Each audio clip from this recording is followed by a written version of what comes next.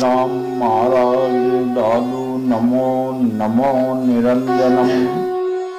नमस्कार गुरुदेवतः वंदनम सर्वसाधवा प्रणामं पारंगत।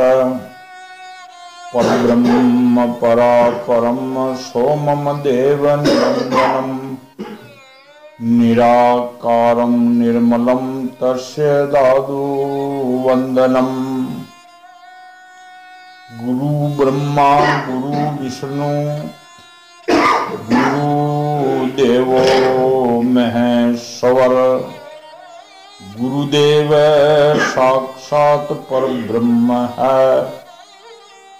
तस्मै श्री गुरुवे नमः।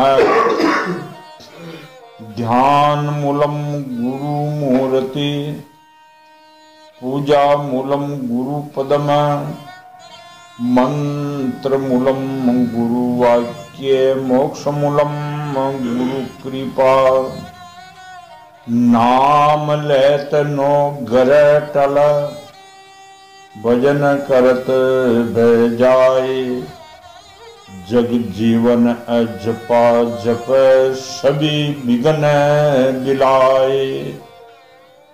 बोलो साधु श्री स्वामी दयाल महाराज की जय। निरंजन देव की जय। गुरुदेव की कृपा से सत्संग है। सत्संग ऐसे शब्द है कि करोड़ों पापियों का उद्धार हो गया। वेद शास्त्र पुराण ये बात सब कहते हैं, छिपी हुई नहीं है। सत्संग का जो है महत्व फिर समझ में आ रहा। श्रीमद् भागवत है, कई शास्त्रों का कई संतों की वाणियों का इसमें उल्लेख है। सत्संग का मैंने मानव धर्म कई है, आप कल सुने थे। 30 लक्षण होते हैं वो मनुष्य कहलाता है। जिसमें 30 लक्षण नहीं है वो मानव नहीं, पशु के समान मानव। 30 लक्षण कल जो है जो क्यों किसने क्यों बताओ कई लक्षण भूल गए। क्यों कलयुग का मीन है अल्प बुद्धि अल्प आयु और स्मरण शक्ति का नाश। जैसा जो है शास्त्रों में भगवान की भक्ति का विधान है उसी धार पर हम है नहीं, इसलिए भूल हो जाए। केवल इसी धार पे लगा। अब 30 लक्षण सत्य दिया तपस्या शौच तितिक्षा उदित अनुचित चित्त का जो विचार मन का संयम इंद्रियों का संयम अहिंसा ब्रह्मचर्य त्याग स्वाध्याय सरलता संतोष समदृष्टि महात्माओं की सेवा और सत्संग। धीरे धीरे संसारिक जो इंद्रियों का जो है भोग है उनकी जो है निर्वृत्ति। मनुष्य के अभिनंदन व्रतों का फल उल्टा ही होता है। ऐसा विचार करके और आत्म चिंतन प्राणियों का ही सत्संग करे। ये 30 लक्षण मनुष्य के ये मानव का है, यानी आश्रम वर्ण आश्रम धर्म का नहीं है। अब वर्ण आश्रम धर्म मानव और स्त्री का लक्षण। स्त्री सदा के लिए जो है जो अगर पतिव्रता है तो पिता उनको दान में देते हैं। माता पिता अग्नि की साक्षी जाति वाले भेंट करके जो है जब लड़की को दान में देते हैं तो वो उसका हाथ पकड़ा देते हैं। वो उनका दुख में दुख सुख में सुख जैसा भी जो है उनकी प्रसन्नता में रहे। ईश्वर चिंतन करे। ईश्वर चिंतन ही उनका जो है पति सेवा ही है। आप शास्त्रों में छिपी हुई बात नहीं, एक एक का संक्षिप्त पद से थोड़ा वर्णन है कि जैसे एक महात्मा जंगल में तप करते थे। महात्मा बड़े निर्विकार और ज्ञानी तो थे ही, जब भी तो तप करते। बिना ज्ञान तप कर नहीं सकते। बिना ज्ञान भगवान को भजन भी न कर सकते। पूर्ण ज्ञान हो। आप कोई भी एक प्रथा है, कोई बीमार हो जाओ बूढ़ो तो लोग जाते हैं तो प्रथम कह दे राम राम रट्या करो, वो फिर राम राम रट लो। राम नाम रटने की तो बाकी समय पार होगी मुख्य। राम नाम और स्वयं भी जो कहने वाले भी तो नहीं रटते, वो सीमा पार हो। जिसको ज्ञान नहीं है वो परमात्मा का भजन कभी नहीं कर सकता। हाँ 10-5 नाम ले लो, राम राम राम राम भज बोल जाए। और जिनको ज्ञान है उनके तार जुड़े। जितने भी कलयुग में भक्त हुए, सतयुग की बात छोड़ो, त्रेता की, द्वापर की बात छोड़ो, कलयुग में जितने भी भक्त हुए हैं नर नारी, भक्त माल उनका जो वर्णन करती है, वो सब अखंड लो लगाई परमात्मा। चाहे वह गृहस्थी हो गए चाहे सन्यासी। गृहस्थी सन्यासी का भी कोई फेर नहीं, ईश्वर भजन तो होता ही। अब इनके बाद ब्राह्मण, यानी ब्राह्मणों का क्या धर्म है? जब ये 4 वर्ण और 4 जो है जातियां बताई, वर्ण आश्रम, वर्ण नाम 4 वर्ण। पहला ब्राह्मण, क्षत्रिय, वैश्य, अशूद्र। आश्रम, ब्रह्मचर्य आश्रम, उनके बाद गृहस्थ आश्रम, वानप्रस्थ आश्रम और संन्यास आश्रम। अब संन्यास की ये बात है कि जब भी वैराग हुए जब भी संन्यास ले सकते, चाहे वो ब्रह्मचारी हो, चाहे गृहस्थ आश्रम में हो, चाहे वह वानप्रस्थ में। फिर वानप्रस्थ के बाद संन्यास तो वैसे ही नहीं। तो धर्मराज नारद जी महाराज कहते हैं कि धर्मराज जिनके वंश में अखंड रूप से संस्कार होते आए हैं और जिन्होंने ब्रह्मा जी के संस्कार योग्य स्वीकार किए हैं, उसे द्विज कहते हैं। द्विज कहते हैं ब्राह्मण। माँ ब्राह्मणी होती है, पिता ब्राह्मण होता है, लेकिन जब तक उनका द्विज दूसरा संस्कार जो न होगा तब तक वो ब्राह्मण नहीं मानेगा। जनेऊ धारण करावा दूसरा गुरु आकर के जब ब्राह्मण माना गया, इसलिए द्विज यानी ब्राह्मण का संस्कार होने से द्विज हो। जैसे सन्यासी, सन्यासी कई जात का हो, चाहे वह ब्राह्मण हो चाहे चमार हो, अगर उसने गुरु दीक्षा दे दी, चाहे हरिजन हो, लेकिन वह ब्राह्मण के भी गुरु हो गए। सन्यास में इतनी शक्ति, वो जगत गुरु ब्राह्मण और ब्राह्मण के गुरु सन्यासी। ब्राह्मण एक सन्यासी के अलावा किसी को शीश नहीं नवाना चाहिए। वो सन्यासी बली हरिजन जाति को सन्यासी है, ब्राह्मण का गुरु है। जगत गुरु ब्राह्मण, ब्राह्मण के गुरु सन्यासी। ऐसे ही जो ब्राह्मण के संस्कार होने से वह संस्कार परंपरा की, जैसे ब्रह्मा जी से चली आई है। परंपरा का अर्थ कहाँ तक का है कि ब्रह्मा जी ने जो सृष्टि रची है, फिर उसने विधान बनाए हैं, मर्यादा बनाई है, उनके अनुसार ब्राह्मण द्विज संस्कार करके जनेऊ धारण करके उन्हीं की वो वेद शास्त्र वो संत बताते उन्हीं के अनुसार चले, वो ब्राह्मण है। जन्म के कर्म से शुद्ध द्विजों के लिए यज्ञ, अध्ययन, दान और ब्रह्मचर्य आदि आश्रमों के विशेष कर्मों का विधान है। ये 3 चीज तो ब्राह्मण को जरूर धारण करनी चाहिए। एक तो वेदों का अध्ययन करना बहुत जरूरी, यज्ञ करना, दान देना और दान लेना, दोनों ब्राह्मणों का काम। दान देवे भी करी, यही न जो ले ले, दान देना, दान लेना, यज्ञ करना, यज्ञ करवाना, ये विद्या पढ़नी, विद्या फैलानी, ये ब्राह्मणों का 6 कर्म है। अगर 6 कर्म में आरूढ़ है तो वह ब्राह्मण है, नहीं है तो बोली माता पिता के ब्राह्मण का जन्म क्यों, ब्राह्मण नहीं माना। ये भागवत का प्रमाण है। यथा योग है। अब कस्त्रियों का दान, यानी ये कर्म ब्राह्मण के संक्षिप्त से बता दी। अब जो क्षत्रिय है ये कहां से आएगा कि ब्रह्मा जी ने अलग जाति करी?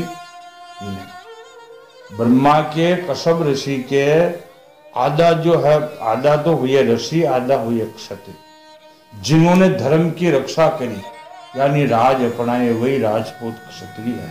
और जिन्होंने भोजन बनाना, दान लेना, दान देना, यज्ञ करना, यज्ञ करवाना, ये काम अपनाए वही ऋषि ब्राह्मण हुए। ऋषि है वो ब्राह्मण हुए।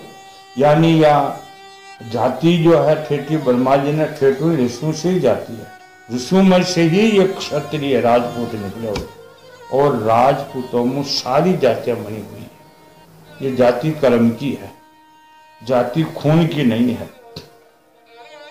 अध्ययन, अध्यापन, दान लेना, दान देना आदि ये तो हो गया। अब स्त्री धर्म की है प्रजा की रक्षा करना। क्षत्रिय जीवन निर्वाह ब्राह्मण के सिवा सबसे यथा योग करता था, ब्राह्मण से कर न ले। एक स्त्री का धर्म यथा योग सब खेती करने वाले वैश्य शूद्र उनसे कर लेना। वैश्यों को सर्वदा ब्राह्मण वंश का अनुयायी रहकर गौ चराना, गौवा रखनी, खेती करना, खेती करवाना, ये वैश्य का धर्म आ गया। और सेवा का धर्म शूद्र का है। ये शूद्र सदा जो है दो वर्णों की, तीनों वर्णों की सेवा ही करे। ब्राह्मण, क्षत्रिय, वैश्य, तीनों की जो है सेवा करे वो शूद्र है। सेवा करने वाले शूद्र को आप नीच न समझो, केवल सेवा करते हैं, इसलिए चौथी श्रेणी में शूद्र है और उनका भी मोक्ष है सेवा करने से। उनके अलावा फिर ब्राह्मणों को दोबारा कहा कि सम, दम, तप, शौच, संतोष, क्षमा, सरलता, ज्ञान, दिया और भगवत पारायण और सत्य, ये ब्राह्मणों के लक्षण है। या लक्षणा में न हो तो आप ब्राह्मण मत समझो। ये भागवत का प्रमाण है कि सम, दम, सम नाम मन की निग्रह करना, दम नाम इंद्रियों का दमन करना, तप नाम यानी जो है इंद्रियों को, वेग को सहन करने का नाम तप है, शौच पवित्रता रखना, संतोष जो मिल जाए उसमें संतोष करना, आपटा बर्ताना, झूठ कपट छल छिद्र न करे, संतोष, क्षमा कर देना, कोई पत्थर भी फांक देवो तो उस पर जो क्षमा कर दे। क्षमा का शब्द ये होता है, जैसे संत हमेशा आरती में बोलते क्षमावंत भारी दयावंत ऐसे और परमाणिक आगे भये संत जैसे। तो क्षमा करना, स्वभाव से सरल रखना, ब्राह्मण को क्रोध नहीं करना चाहिए। कहते हैं कि ब्राह्मण क्रोध करता तो चंडाल हो जाता, उसी वक्त चंडाल हो जाते, उसको ब्राह्मण समझे ही नहीं। सरलता, सरलता रखना, ज्ञान होना चाहिए, दिया होनी चाहिए और भगवत परायण होना चाहिए। ये ब्राह्मणों के लक्षण है। ब्राह्मणों के प्रति भक्ति, अनुग्रह, प्रजा की रक्षा करना क्षत्रियों का लक्षण है।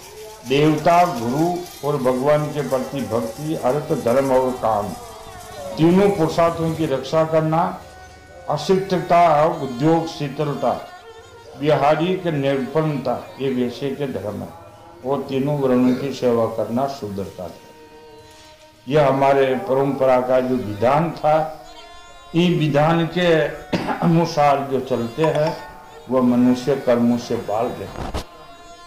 यानी अपना जीवन को सुचारू रूप से वह जो है वह कहते हैं, कबीर साहब का शब्द है, चादर जीनी राम जीनी। ये जो है चादर है भगवान ने दी है, चादर का अर्थ ये शरीर है और इन्हें जो है किसी जीव की फांसी संभलानी, परमात्मा ने फांसी तो देनी। इनमें जो है जो कर्म बनाते हैं वो क्रोध है, लोभ है, मोह है, अहंकार है, नाना प्रकार के भ्रम है, ये सब जो है अगर है कर्म बन जाएगा, ये चादर खराब हो जाएगी। इनमें बताया कि ये चादर कौन कौन बोले, इनका नाम ध्रुव, ओड, प्रहलाद, ओढ़ी, अन सुखदेव, निर्मल कीनी, अरे दास कबीरा ऐसी ओढ़ी और जो की तुई धर। कि चादर ने ये लोग जो है जो कि तो भगवान ने संभला दी। और बाकी के लोग क्या करते हैं, इनमें नाना प्रकार का कचरा बनता है। कचरा बनने से शरीर की अवधि और शरीर का सारा गुण खत्म हो जाता। मनुष्य शरीर और यानी आनंदमय शरीर, इसमें थोड़ा सी आनंद भंग हो गया तो फिर वह मनुष्य शरीर नहीं रहा, मनुष्य का आनंद भी नहीं रहा और मनुष्य जन्म भी नहीं रहा। हमारे धर्म शास्त्र ये कहते हैं सदा सरल रहो, काम धंधा जो करो, ये नहीं जो कोई काम करो ही मत करो, यानी खेती करना, व्यापार करना, मजदूरी करना, ये जीविका उधर पूर्ति की है। ये बात तो सत्य के साथ इनको जो है काम करो, लेकिन क्लेश करना, नाना प्रकार की इच्छाएं करना और दूसरे का ऊपर बुरा चीतना, संशय रखना, भगवान की भक्ति न करना, ये मनुष्य मात्र का धर्म ही नहीं है, पशु से भी ये बीते माने गया है। उजेसर जो चोरी तथा अन्याय पाप कर्म नहीं करते, उन अत्यंत तथा चांडाल आदि अत्यशाई वन शंकर जातियों की वृत्ति भी यानी कुशली है। यानी 4 आश्रमों के अलावा वन शंकर भी होते और जो है बिल्कुल अछूत भी होते, लेकिन वह भी छूने लायक हो जाते हैं, ये वृत्ति अगर धारण करें। इसी प्रकार चित्त में वासनाओं का जो खजाना है, विषयों का अत्यंत सेवन करने से स्वयं ही वह उग जाते हैं। मनुष्यों को चाहिए कि सदा के लिए इसमें सरल भाषा, अपनी भाषा में समझने का, कि सदा के लिए जहाँ शांति मिले उनका ही सत्संग करना चाहिए। जब अशांति मिले, जो भगवान की भक्ति ने जो है चुकावे, उनका भूल करके सत्संग नहीं करना चाहिए, चाहे वो कोई भी हो। कुसंगी, महात्मा महाराज ने कहा कि कुसंगी सब पर हरि, और मात पिता कुल कोई, सजन स्नेही बंधवार भावे आपा। रामायण में लिखा है, ये बात कब कही है रामायण में, कि विभीषण जी रामचंद्र जी के शरण आए। शरण आते ही राम जी ने कहा ओ सका, आओ लंकेश, लंका को राज भी दे दियो, अपना भी दियो। सका कहने का भाव तो है राम ने विभीषण को अपना लिए, और लंकेश कहने का भाव कि लंका को राज विभीषण ने दे दियो। रावण जीते जी, इतने दयालु का परमात्मा। अस प्रभु को छोड़ भजे जो आना, ते नर बिना सिंह खोच बेगाना। अच्छा प्रभु ने कौन छोड़ा, और जो छोड़ करके भेड़ों भूतों को जाते हैं, वह पशुओं से भी गया बीता माना गया, मानव धर्म ही खत्म हो गया। ऐसा प्रभु ने छोड़े, रटो न राम राम, चाहे जो दुख आवा वो तो कर्मों का निकल जाएगा। और उनसे क्या होता है, भगवान की भक्ति न होने से वो दुख दूना दूना बढ़ता ही जाएगा, ये प्रमाण है।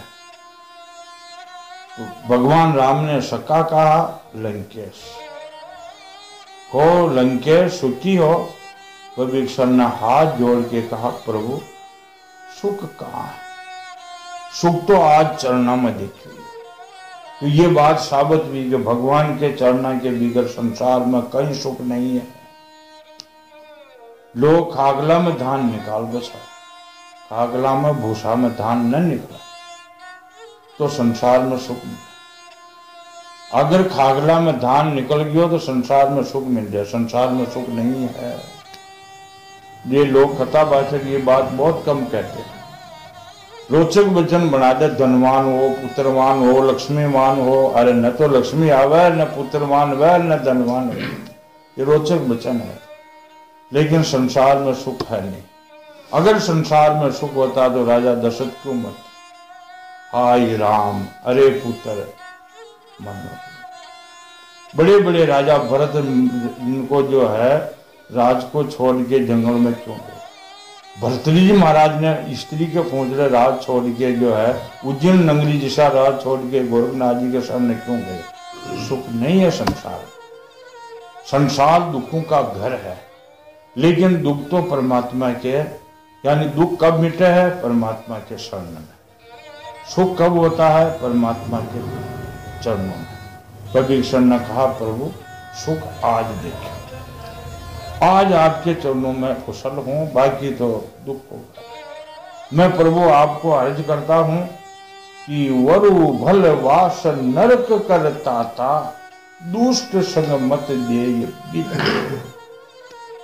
चाहे नरक में दे दीजिए, मैं दुष्टों का संग न होना चाहिए। जो रोज जो है अग्नि में फोड़ो, क्रोध अग्नि है जी, घर में लड़ाई होगा रोजिना, और जी पड़ोस में, जी पाड़ा में, जी गांव में, वह धर्मराज नरक का द्वार है। और जब आधी रोटी भी मिले शांत में रहेगा, बिल्कुल अस्केल के शांत में, वही इंद्र का राज स्वर्ग है। नरक स्वर्ग होते जाने की जरूरत नहीं, यही नरक यही स्वर्ग है। जहाँ सुमति संपत्ति नाना, और जहाँ कुमति वहां विपत्ति नहीं था। जी घर में, जी गांव में, जी मोहल्ला में, और जी शरीर का नीन है जो कुमति है, तो दुख का कोई पारावार नहीं है। सब दुख आर उड़े भेड़ो भेड़ो कुमति, कुमति के साथ सब दुख गेटो है। और जहाँ सुमति है वह संपत्ति, हीरा पन्ना जवाहरात तो सोना चांदी की जरूरत कही है। जहाँ संपत्ति वह सब कुछ आनंद है। ये हमारे शास्त्रों का प्रमाण है। ये धारा पर कोई मनुष्य अपना जीवन को चलावे, उनका जीवन सफल है।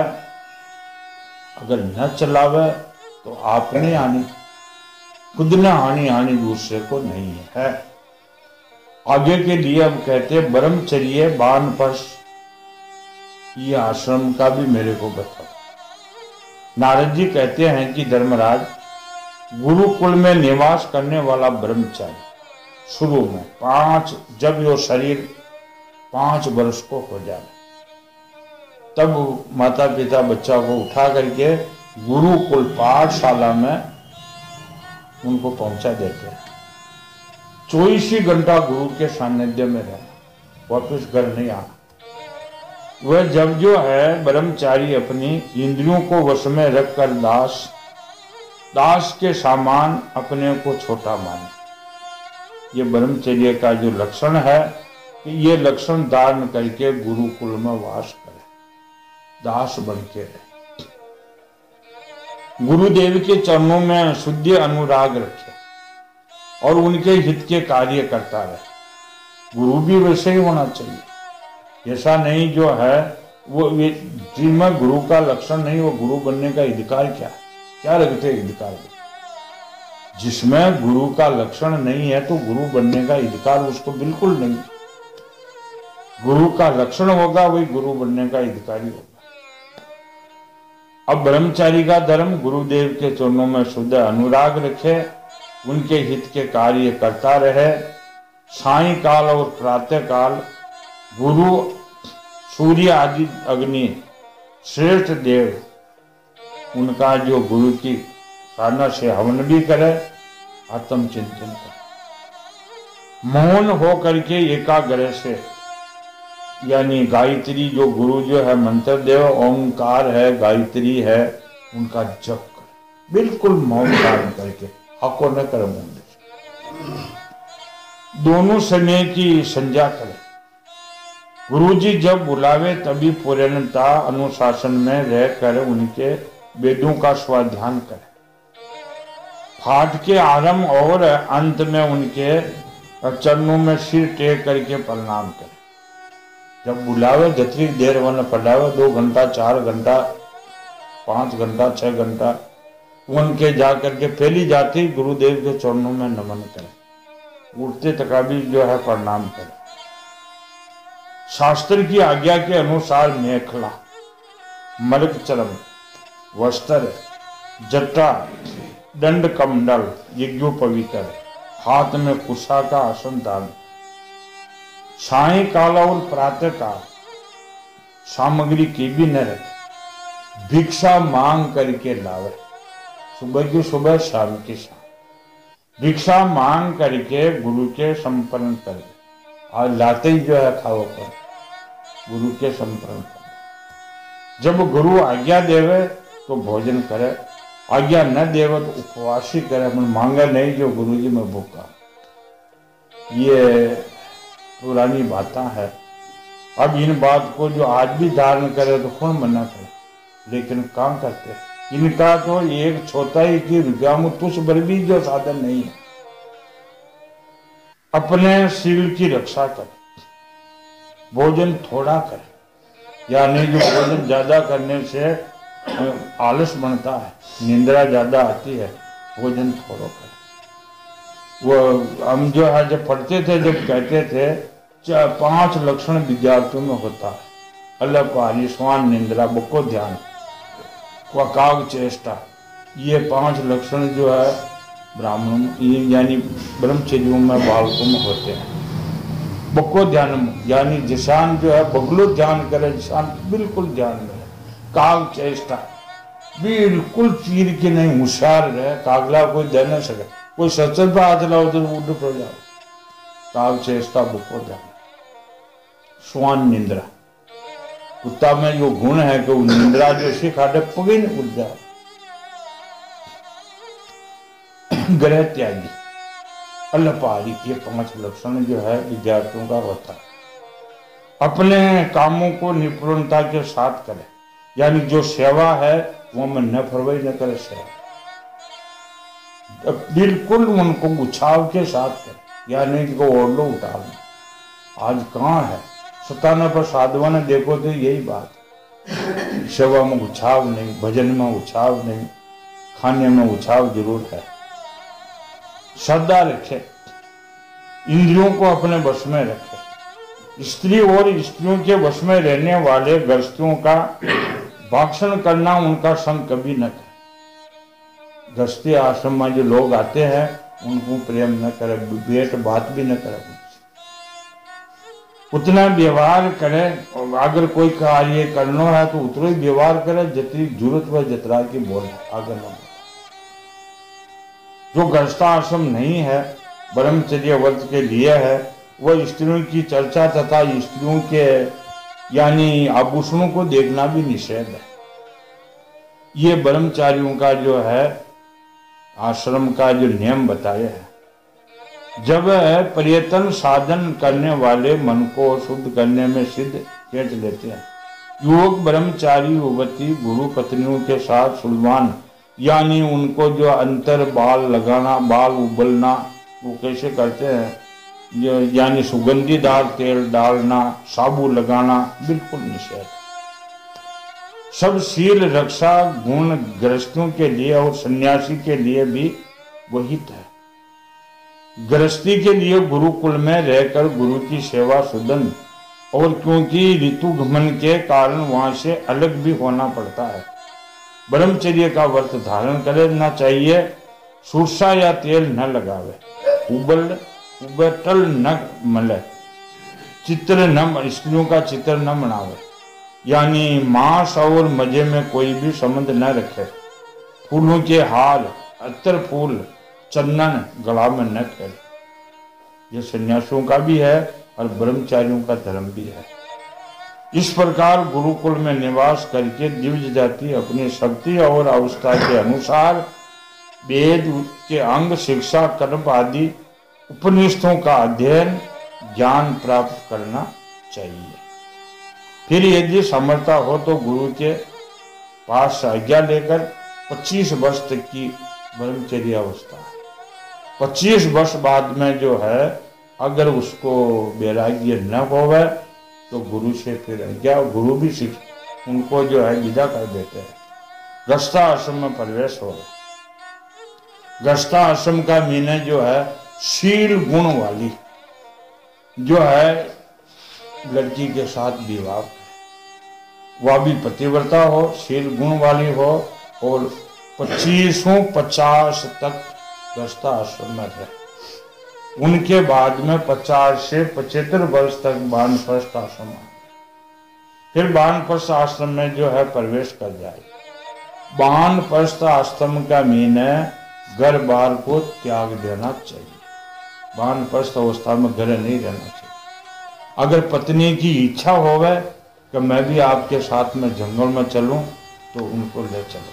अगर पुत्र है 50 वर्ष में जो है पुत्र 20 साल 25 साल के हो गए तो पुत्रों के अधीन उनको छोड़ देना चाहिए। दो ही बात है वानप्रस्थ। वानप्रस्थ को कभी भी जो है जिव्या स्वाद नहीं देना चाहिए। जंगल में जा करके वृक्षों के फल खाना, जमी कंद है, सामो है, मलीचो है, ये से नाज का सेवन करना, ये बोए हुए गेहूं चावल इनका सेवन नहीं करना वानप्रस्थ को। ये सतयुगों का नियम बताया गया है। उनके बाद फिर संन्यास है। जब संन्यास धारण कर ले तो कुदरती संन्यास है। वानप्रस्थ का नियम क्या है? नारद जी कहते हैं धर्मराज यदि वानप्रस्थ के विचार में आगे बढ़े, जब संन्यास ले ले तथा किसी भी व्यक्ति, अब सन्यासी का धर्म बणु कहते हैं हमें साधु, साधुओं का धर्म सुनो। साधुओं का कई धर्म है। साधुओं को सन्यासियों को चाहिए किसी भी व्यक्ति वस्तु और शतान उनका मोह न करे कि ये मेरा आश्रम है। चाहे आश्रम में जिंदगी पार हो जाओ, शरीर ही पूरा हो जाओ, लेकिन ये न समझे कि मेरा आश्रम है। आसक्ति को त्याग है। आश्रम से कोई व्यक्ति पर यह न समझे कि ये मेरा जो निजी ये सेवक है, शिष्य है, ये मेरे को जीविका देने वाला नहीं। वस्तु पर या मेरी वस्तु है इस पर भी जो है ममता न रहे। तीनों आगे व्यक्ति, वस्तु, अंशतान। समय की अपेक्षा न रखकर एक ही गांव में एक ही रात ठहरने का नियम कर ले, ये भी ठीक है। ज्यादा अगर मोह हो जाए, खड़ी भक्ति में बाधो हो गया तो एक गांव में एक रात रुके, तब तक ये शरीर चाले। न चाले पग तो एक ही जगह बैठ जाओ, लेकिन आसक्ति न रखे। नियम लेकर पृथ्वी पर विचरण करे। यदि वह वस्त्र पहने तो केवल कोपिन मात्र। सन्यासियों को वस्त्र नहीं पहनना चाहिए। आज साधुओं ने देखो बानिया का छोरा ने मात कर दिया, ऐसा वस्त्र धारण करते हैं। सन्यासी को वस्त्र नहीं पहनना चाहिए। वस्त्र फेरे केवल कोपिन मात्र, एक कोपिन लगा दो, कोपिन लगा दो। और जब तक कोई आपत्ति ना आवे तब तक दंड तथा अपने आश्रम में चिन्हों का सिवाय अपनी त्यागी हुई वस्तु को ग्रहण न करें। सन्यासी के लिए कोई वस्तु नहीं, केवल दंड चाहिए, कमंडल जल पीने के लिए। इनके अलावा सन्यासी का कोई वस्तु नहीं। सन्यासी को चाहिए है कि वह समस्त प्राणियों का हितैषी है। सब प्राणियों को राम जी ने एक बार तो अरदास करे, सबका भला करो प्रभु, सब सुखी रहे, शांतमय रहे, शांत रहे, सब भगवत परायण रहे। बैठते उठते जैसे हमारे महाराज ने कहा है, दादू कहता सुनता राम कहे, लेता देता राम, खाता पीता राम कहे, आत्म कवल विश्राम। सन्यासी सदा के लिए जो है उसमें परमात्मा में लोग लगाई रहे, बैठते उड़ते सोते जागते, और किसी का आश्रय न ले। आश्रय किसी का भी न ले कि इनका सहारे मेरा जो है मेरा जीवन निर्वाह हो रहा है। लेकर अपने आप में ही रमे, अकेला विचरे, संपूर्ण विश्व को कार्य और कारण में अतीत परमात्मा माया समझे। कार्य कारण रूपी सब जगत के ब्रह्म स्वरूप समझे। आत्मदर्शी सन्यासी सुषुप्ति और जागृत की संबंध में अपने स्वरूप का अनुभव करे। बंधन तथा मोक्ष दोनों को केवल माया समझे। बंधन और जो मोक्ष है ये भी माया का खेल है। सन्यासी न बंधन में है न मोक्ष में, यानी एक रस को हम बंधन नहीं कर सकते हैं और खुला हुआ भी नहीं कर सकते, एक रस है। ऐसा समझे। न शरीर की अवस्था वाली मृत्यु का अभिनंदन करे और न अभी जीने का जो है आनंद मान। सन्यासी को ये चिंता नहीं कि मैं जी रहा हूँ, आनंद है, अरे मैं मर जाऊंगा या मौत की राह देकर, नहीं, न मृत्यु की कोई शौक है और न जीने का कोई आनंद। एक रस में ये दोनों ही खत्म हो जाते हैं। केवल संसद प्राणियों की उत्पत्ति और नाश के कारण काल की प्रतीक्षा करता रहे। असत्य अनात्म वस्तु का प्रतिपादन करने वाले शास्त्रों से प्रीति न करे, चाहे कसुई शास्त्र करना, लेकिन जो शास्त्र परमात्मा की भक्ति में बाधक है उनको कभी भूल करके भी न दे। उनका मतलब ये दे, अपने जीवन निर्वाह के लिए कोई जीविका न करे। अपनी जीवन निर्वाह के लिए कि ये जो है जैसे आश्रम में रहे तो दुकानें निकाल दी, कई प्रकार को जीविका के लिए वस्तु जो है कई भी उद्योग कर लिया है, न करे भूल। सन्यासी तो उनके भरोसा है, कोई निचिंत करे मत चंद। और सुंदरदास जी का शब्दों में खुलासा हो जाते हैं, कोई निचिंत करे मत चंद, चांच दही व चंत करे। आश्रम में रहने वाले को तो ये होना चाहिए कि जीविका की इच्छा न करे तो मेरी जीविका और कभी न मिला, न करे। केवल वाद विवाद के लिए कोई तर्क भी न करे। कोई वाद विवाद करे हाथ जोड़ दे, आप जानो सब, मैं तो कोई जानता। मैं देखा लोगों ने, नहीं मैं साची कह रहा हूं, मैं बहुत होनी थी, और तू साचो है तो कहाँ जो है अपने जीवन को खराब कर दिया। जैसे ज्ञान के भय विवाद का है, कोई ज्ञानी बना, अगर जब तक विवादी ना मिले तब तक तो उनका ज्ञान ठीक है, और विवादी मिल गया तो वो विवाद इश्यू नहीं करना है।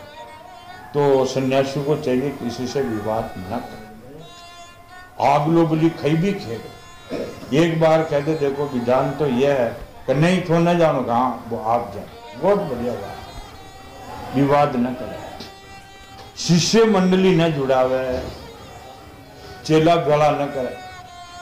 आगे चेला भेड़ा करना ही नहीं चाहिए। चेला भेड़ा करिया तो बहुत उपद्रव होता, उनका जो है खिंच जाते हैं, कोई कहीं कर लो, कोई कहीं कर लो, कोई कहीं जा लो, के मतलब कौन। शिष्य मंडली न बनावे और बड़े बड़े कामों का आरंभ भी न करे। शांत समदृष्टि रहे। महात्मा सन्यासी के लिए किसी भी आश्रम का बंधन धर्म का कारण नहीं है। मैं आश्रम चला जाऊं सर, क्योंकि आश्रम चला, वहां में कहीं जीविका न रखे, यानी जमीन जायदाद रखना सन्यासी के लिए बिल्कुल वर्जित है। दुकानें निकालना, आश्रम को किराए देना, कई प्रकार की जीविका बनाना, ये भी बिल्कुल निषेध है। सन्यासी को ऐसा नहीं करना चाहिए। सन्यासी के लिए किसी भी आश्रम का बंधन धर्म का कारण नहीं है। अपने आश्रम में चिन्हों को धारण करे, चाहे छोड़ दे। उनके पास कोई आश्रम का चिन्ह न हो, परंतु वह आत्मा अनुष्ठान में मगन रहे। हो तो अत्यंत विचारशील, परंतु जान पड़े जैसे कोई पागल बालक की तरह रहे। वह अत्यंत प्रतिमाशील होने पर भी साधारण मनुष्य की दृष्टि से ऐसा जान पड़े कि मानो कोई गूंगा दिखे तो कहीं न समझे। ये सन्यासियों की रहनी होती है। उज्जस्तरीय विषय में महात्मा लोग एक प्राचीन इतिहास वर्णन करते हैं। वह दत्तात्रेय मुनि और भक्तराज प्रहलाद का समाज है। यह बात नारद जी ने उज्जस्तर को कही है कि एक पुरानो इतिहास है। वो इतिहास उनको है महात्मा प्रहलाद और दत्तात्रेय भगवान अवतार माने गए। वह दत्तात्रेय और प्रहलाद जी का एक समागम हुआ है, उसमें सत्संग चली। वह बात नारद जी उज्जस्तर को कह रहे हैं। दत्तात्रेय मुनि और महात्मा प्रहलाद का समागम। एक बार भगवान के परम प्रेमी प्रहलाद जी कुछ मंत्रियों के साथ लोगों के हृदय की बात जानने की इच्छा से लोकांतर में विचर रहे थे। उन्होंने देखा कि असीय पर्वत की तलेटी में कावेरी नदी के तट पर पृथ्वी पर एक मुनि पड़े हुए दुआ में सुतो। वो कौन थे? दत्तात्रेय। देखा किसने? प्रहलाद ने। तो बिल्कुल धूल में जो है कावेरी नदी के किनारे पड़े हुए थे। उनके शरीर के निर्मल ज्योति अंगों के धूली लगी हुई के कारण ढकी हुई थी। उन्होंने कर्म, आकार, वाणी और वर्ण, आश्रम आदि के चिन्हों के लोग ये नहीं समझ सकते थे। अब वह कौन है, क्या उनकी जाति है, कौन सन्यासी है या वानप्रस्थ है या गृहस्थी, कोई पता नहीं था। वे कोई सिद्ध पुरुष है या नहीं, ये भी पता नहीं रहता। तो धूल में पड़े हुए ख्याल समझो। भगवान के परम प्रेमी भगत प्रहलाद ने अपने सिर से उनके चरणों का स्पर्श करके प्रणाम किया और विधि पूर्वक उनकी पूजा करके और जानने की इच्छा से प्रश्न किया। भगवान, आपका शरीर उद्योगी और भोगी पुरुषों के समान हष्टपुष्ट है। संसार का यह नियम है कि उद्योग करने वालों का धन मिलता है। अब प्रहलाद जी जान क्यों करना था, आपको शरीर तो बहुत हष्टपुष्ट है कि उद्योग करना चाहिए, आप धूल में पड़े हो। खैर की धंधों उद्योग करना हो, खैर की धंधों करना चाहो आपने। धनवानों को भोग प्राप्त होता है और शरीर हष्टपुष्ट होता है, कोई दूसरा कारण तो हो नहीं सकता। महाराज, जब आप कुछ नहीं करते हो, धूल में पड़े रहते हो, तो आपका शरीर हष्टपुष्ट कैसे हुआ? हष्टपुष्ट तो जब उद्योग करे, फिर धन मिले, फिर खावे पीवे, जब हष्टपुष्ट होता है। तो ये मेरे को जो है पता नहीं कि कारण से आपको कोई दूसरा कारण है जो शरीर हष्टपुष्ट है। भगवान, आप कोई उद्योग तो करते नहीं है, वहीं पड़े रहते हैं, इसलिए आपके पास धन है या नहीं? प्रहलाद ने यह बात कही, कहीं काम न करो तो आपके पास धन है, खाओ कहीं नहीं है तो फिर आपको ये कहां से मिलते हैं खाने के सामान? ब्राह्मण देवता बिना भोग्य आपका यह शरीर इतना हष्टपुष्ट कैसे हुआ? नहीं खाए पिए तो हष्टपुष्ट कैसे हुआ शरीर? यदि हमारे सुनने योग्य हो तो अवश्य इस बात को बतलाइए। आप विद्वान, समर्थ और चतुर हैं, आपकी बातें बड़ी अद्भुत और प्रिय होती है। ऐसी अवस्था में आप सारे संसार को कर्म करते हुए देखकर भी समभाव से पड़े हुए हैं, इसका कारण भी मुझे क्यों सोया? पृथ्वी पर पड़े हैं धूल में। नारद जी महाराज कहते हैं कि अरे धर्मराज युधिष्ठिर, जब प्रहलाद ने महामुनि दत्तात्रेय जी से इस प्रकार प्रश्न किया, तब वह उनकी अमृतमय वाणी से वनीभूत हो मुस्कुराते हुए बोले। दत्तात्रेय जी ने कहा, देखते राज, सभी श्रेष्ठ पुरुष तुम्हारा सम्मान करते हैं। मनुष्य को कर्मों की प्रवृत्ति और उनकी निवृत्ति का क्या फल मिलता है? ये दत्तात्रेय जी बोले, देखते राज, तू तो राजा है, लेकिन मनुष्य की जो है कर्मों की प्रवृत्ति और निवृत्ति का फल कहीं मिला? कर्म दो प्रकार के होते, कर्म निवृत्ति, प्रवृत्ति, पर इनका फल कहीं मिला? ये बात तुम अपनी ज्ञान दृष्टि से जानते हो। तुम्हारी अन्य भक्ति के कारण देवाधिदेव भगवान नारायण सदा तुम्हारे हृदय में विराजमान रहते हैं, और जैसे सूर्य अंधकार को नष्ट कर देता है, वैसे तुम्हारे अज्ञान को भगवान ने नष्ट कर दिया। ये बात साबित हुई कि सब मनुष्य के अज्ञान मीनत छायो तो कोई हृदय का नहीं। अगर भगवान की भक्ति हुआ तो प्रकाश हो जाता है, अज्ञान दूर हो जाते हैं, सब इच्छाओं का भी नाश हो जाता है। तो भी प्रहलाद, मैंने जैसा कुछ जाना है उनके अनुसार तुम्हारे प्रश्नों का उत्तर देता, क्योंकि आत्म शुद्धि के अभिलाषियों को तुम्हारा सम्मान अवश्य करना चाहिए। जिनको आत्म शुद्धि करनी है वह सत्पुरुषों का सम्मान जरूर करें। प्रहलाद जी, तृष्णा एक ऐसी वस्तु है जो इच्छा अनुसार भोगों को प्राप्त होने पर भी ये पूरी कभी हो नहीं सकती है। ये दत्तात्रेय जी का वचन है कि तृष्णा ऐसी खराब है, कहीं न कुतरी तिरपत कर दो लेकिन कोई कर ही नहीं सकती। जैसे अग्नि को घीरत से और ईंधन नाम लकड़ी से कोई दबा नहीं सकता, कभी कहेगी नहीं वह जो मैं अब पूर्ण होगी, नहीं। ये तृष्णा मनुष्य के, हर मनुष्य के लागी हुई। उसी के कारण जन्म मृत्यु के चक्कर में भटकते हुए रहते हैं। तृष्णा ने मुझसे न जाने कितने कर्म करवाए। तथा तेरी यही तो आत्मज्ञान है। आत्मज्ञान की एक कुंजी है कि तृष्णा ने मुझे भी कई जन्म तक भटकाए। कई जन्म, एक बार मर गया फिर जन्मया, और फिर जन्म गए तो फिर मर गए। ये तृष्णा जो है मेरे को जन्म और मरण के चक्कर में बहुत भटकाए। उनके कारण न जाने कितनी योनियां मुझे भोगनी पड़ी।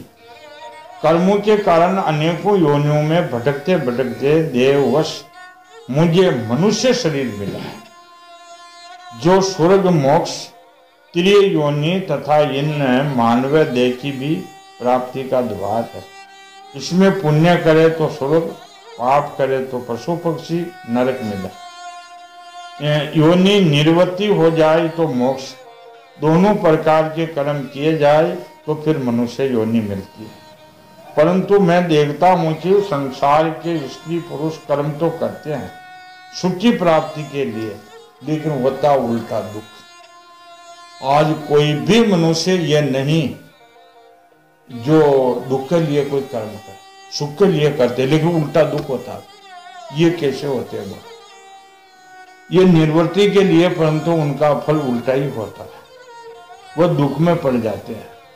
इसलिए मैं कर्मों को उपराम हो गया, मैंने कर्म करना छोड़ ही दिया, बिल्कुल धूल में आके पड़ गया। सुखी आत्मा का स्वरूप है। सुख कौन है? आत्मा का स्वरूप। इसमें एक संत जन दुआ कहते हैं कि चा मटी चिंता गई और मनवा बेफरवा, किसी जिनको कछु न चाहिए वह शाहन के भी शाह। ये इच्छा तृष्णा ही तो खत्म होनी चाहिए। समसत चेष्टाओं की निर्वृत्ति ही उसका शरीर, उनमें प्रकाशित होने का शतान है। इसलिए समसत भोगों को मनोराज मात्र समझ करके मैं अपने प्रारब्ध को भोगता हुआ यहाँ पड़ा रहता। अब मैंने खई मिले खाबा ने प्रारब्ध में लिखे हुए, जो मेरी प्रारब्ध में लिखा हुआ मैं कुछ भी नहीं करूंगा, लेकिन आ जाएगी। और प्रारब्ध में अगर नहीं लिखा हुआ है तो लाख यत्न कर लो, कुछ भी नहीं मिलेंगे। ये अटल सिद्धांत। और मिल जाएगा तो वो उनके सुख के कारण नहीं, नाना प्रकार के क्लेश देने वाले होंगे। इसलिए मैं इस कर्मों को छोड़ करके और प्रारब्ध के अनुसार पड़ा हूं। मनुष्य अपने सच्चे स्वार्थ, यथार्थ वास्तविक सुख को अपना स्वरूप है, इनको भूल करके और मिथ्या अद्वैत को सत्य मानता हुआ अत्यंत भयंकर और विचित्र जन्मों और मृत्यु के मीने पटकते हुए रहते हैं। जैसे अज्ञानी मनुष्य जल में उत्पन्न तिनके और शिवार से उसे ढके हुए को जल न समझकर और जल के लिए मृग तृष्णा की ओर दौड़ते हैं। अज्ञानी मनुष्य जब कमोदनी आई थी कि वह जल के ऊपर, वहां कमोदनी ने न जाना तो कहते जल ही कौन है, अरियो घास उगरियो, जल है ही नहीं। और मृग तृष्णा का जल के बाद भाग तो पड़ा, मृग तृष्णा को जल। रेगिस्तान में जैसे सूर्य की किरणा ऊपर से तपे और गर्मियों में वहां रेत में भाप निकला। अब उन्होंने देखा मृग कि वो जल है, आगे देखा जल है ही नहीं, वो तो तरंगा है। दिन भर भाग तो रहे, जल है ही नहीं, मिले ही नहीं। ऐसे अज्ञानी लोग भटकते रहते हैं। वैसे ही जल के लिए मृग तृष्णा की ओर दौड़ते हैं, वैसे अपनी आत्मा से बिन वस्तुओं को सुख समझने वाला पुरुष आत्मा को छोड़कर वह संसार में भटकते हैं। हमने सुख मिला, सुख मिला। अरे तू आत्मा ने क्या छोड़ दी भाई? सुख तो आत्मा में है, सुख बाहर नहीं है। ये बहुत बड़ी बात। सुख अपने पास है, अपने आत्मा में सुख है, बाहर सुख है। जो वस्तु है भौतिक है, नाशवान है। आप धन लेकर के सो धन सुख मिल जाओ, 1000, 5000, 20,000 रुपया ले सो देगा बाजार में। कुत्ता भैंस जी बोलिए जड हाथ जाए, चोर तो ना गया, मर धन तो न ले जाए, तो और नींद खराब होती। धन से सुख मिल नहीं सकता। धन से सुख नहीं, स्त्री से सुख नहीं, शरीर से सुख नहीं, पद से सुख नहीं, और सुख तो परमात्मा के चरण अपनी आत्मा में है।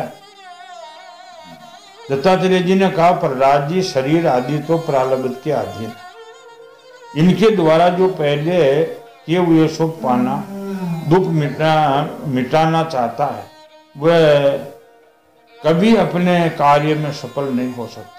उनके बार बार किए हुए सारे कर्म व्यर्थ हो जाते हैं। मनुष्य सर्वदा शारीरिक, मानसिक तथा दुखों में आक्रांत रहता है। मरणशील तो है ही, हिम्मतों की बात ही नहीं। शरीर आज है, अभी नहीं है, कोई पता नहीं। यदि उनमें बड़े श्रम और कष्ट से कुछ धन और भोग प्राप्त भी हो गया तो क्या लाभ हुआ बोलो? वो और ज्यादातर जो है अग्नि में आहुति दी है। लोभी और इंद्रियों के वश में रहने वाले धनियों का दुख तो मैं देखता रहता हूँ। दत्तात्रेय जी ने कहा, जो लोभी है धन में सुख मान लियो, जिन्हें तुम खूब देख लो, उन्हें शांति घटे। वो आत्मा ने जाने कौन बिल्कुल, और आत्मा के बिगड़ सुख है नहीं। भय के मारे उसे नींद नहीं आती, सब पर उनका संदेह बना रहता है। कोई भी जो है मकान में दशा तो सब पर संदेह बने रहेगा, मतलब धन ले जा लो, तो मीनक शाम घुस के। जो जीवन और धन के लोभी है वह राजा, चोर, शत्रु, सर्वजन, पशु, पक्षी, याचक और काल, यहाँ तक कि कहीं भी वह भूल न कर बैठे, अधिक खर्च न हो जाए, रात दिन की चिंता में पूरे तो करे वह धनवान। किसका भय है? राजा मेरे को धन नहीं ले ले, पतो न पड़ जाए तू धन कहाँ से लाया इतना। राजा, चोर चुरा न ले जाए, चोर, शत्रु, मेरे दुश्मन बहुत है, मेरा धन को न ले ले। सब जन यानी मेरा परिवार का न ले ले वही। सब जन, पशु पक्षी, याचक, कोई मंगतो तो न ले जा लो। काल, यहाँ तक भी कहीं मैं भूल न करूं मेरा धन न चला जाए, लेकिन वह तो हो जाएगा। इस आकाश से अपने आप वह भी सदा डरते रहते हैं। इसलिए बुद्धिमान पुरुष को चाहिए, जिनके कारण शोक, मोह, भय, क्रोध, राग, कायरता, शर्म आदि का शिकार होना पड़ता है, उस धन और जीवन की प्रसन्नता कौन धारण करे? इनको तो त्याग ही देना चाहिए। ये बात जो है, इनमें स्पष्ट बात ये मिली कि आत्मा के बगैर कहीं सुख नहीं है, अपनी आत्मा में सुख। आत्मा के अलावा कहीं सुख, चाहे आप आकाश पाताल, ध्रुव लोक से पाताल में चले जाओ, जो अपनी आत्मा ने न पहचानी उनको कहीं सुख नहीं मिलेगा। ये मेन बात। सच्चिदानंद भगवान की